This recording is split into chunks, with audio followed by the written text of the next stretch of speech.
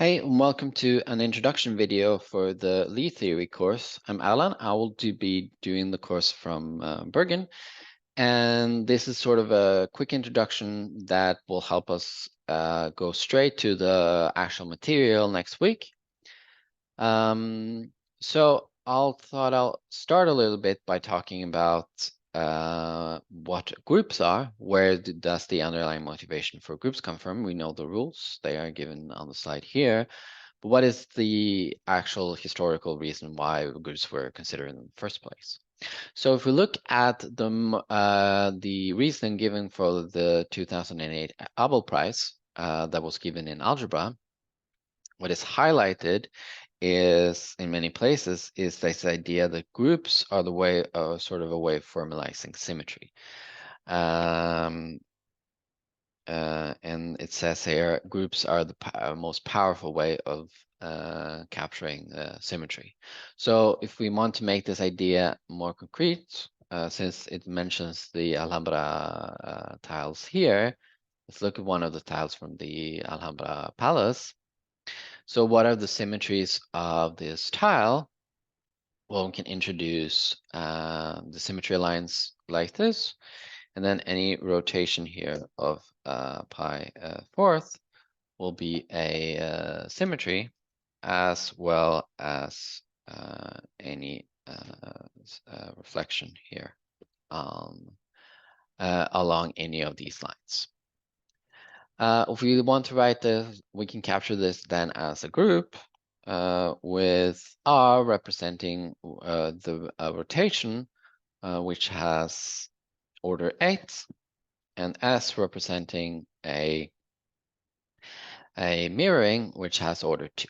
And then we can build the entire group from these elements. But we can also consider symmetry groups of infinite order. So we can, for example, look at the sphere and say, okay, what are all maps that preserve the sphere, the unit sphere S2 in R3? And what are all maps that preserve the sphere and preserve all the lengths of the sphere? And then we end up with a group of orthogonal 3x3 matrices, which is not a finite group. And these are an example of the type of groups that we want to study, namely Lie groups. So Lie groups are groups where you have some idea of what it means to be smooth, and where the multiplication then with respect to this idea, this definition will be smooth in this setting. So what we'll focus on is matrix Lie group. So for matrices, we have the normal coordinates, and it's very easy to define what it means to be differentiable in this setting. So matrix multiplication is then just a polynomial map. So it's very easy to see that it's smooth. So if one of the examples of a matrix Lie groups could be, for example, this group here of all 2x2 matrices with determinant 1. So the question is, if we're just considering matrix Lie groups, are we missing out on a whole bunch of other things? Because Lie groups are, not all Lie groups are matrix Lie groups. That's true. However, the difference between a general Lie group and a matrix Lie group is just a discrete central subgroup. So meaning that you can either any group is either a quotient of a matrix Lie group, or they are some sort of extension of a matrix Lie group with a central subgroup that is discrete. So for example, the group we looked at earlier, SL2R, if you look at like sort of what that's topologically, it's a higher dimensional cylinder, which has a hole in it, and you can sort of extend that group to get rid of this hole so that it becomes R3, and you can define a multiplication on R3 so that this makes a lot of sense. But this multiplication will be quite complicated to write explicitly and will no longer be like a matrix Lie group. But that's sort of the general part we're missing out on by mainly just looking at matrices. And so what about the algebras? What are those? Well, it turns out that even though this space of determinant one matrices is not a vector space, it has sort of we can sort of solve most of our problems related to this on a vector space, which we'll denote by small s 2r, which is the space of all matrices with trace 0. And the way this works is that if you have any curve in SL2R, and then you differentiate that and then multiply with it with the value here inverse, you always end up in the same vector space. And you can also always get the group by looking at matrix exponentials of these matrices that are here. So you can generate a whole group by just taking these matrices, taking their exponentials, and in this way, we can we have this relation between a vector space and the group here, the nonlinear group here. And this will be called a Lie algebra.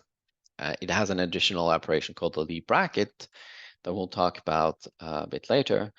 But in general, like if you want to do a more general Lie theory course than what we were going to do, most of the work involving manifolds and all of these kind of thing is just basically just making sense of what is this and what is this when our underlying group is not a matrix group. Then the final part is representations. What is a representation? So the representation is basically viewing a group as symmetries of a vector space. So if we take invertible maps from a vector space to itself, that forms a group. And then a representation is just a Lie group homomorphism from our group to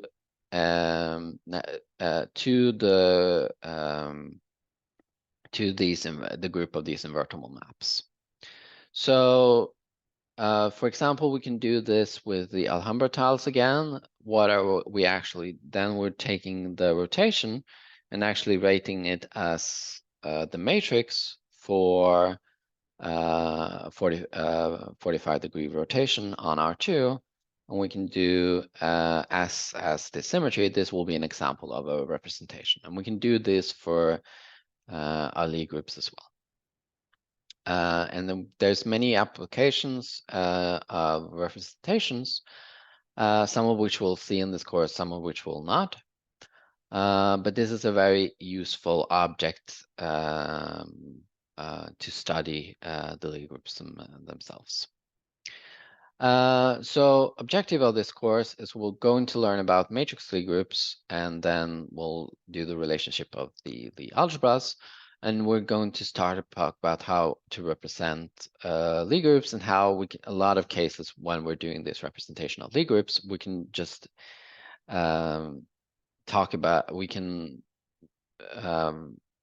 just study these by studying representations of the algebras instead. And then we're going to learn about methods for analyzing how many representations there are. And for Lie groups, there's tools such as weights and roots, which we're going to learn about towards in the middle and the end of the course. A note is that this course will have more algebra in the end and more, let's say, analysis in the beginning, because in the beginning we'll need to do some talk about some of the properties of like, for example, the matrix exponentials and so forward, what it means to converge, stuff like this. And then whereas weights and roots are a bit more algebraic. So so this course will have both a bit of an analytic part and a bit of an algebraic part, which are both sort of meet each other in this topic of Lie theory. So the last thing is that we'll be meeting on Tuesdays at 12:15. We'll also have these 2 gatherings of the semester, and for those of you who this time wasn't convenient, we'll try to upload all of videos we can. So that's sort of the basic information of the course. Looking forward to seeing you next Tuesday.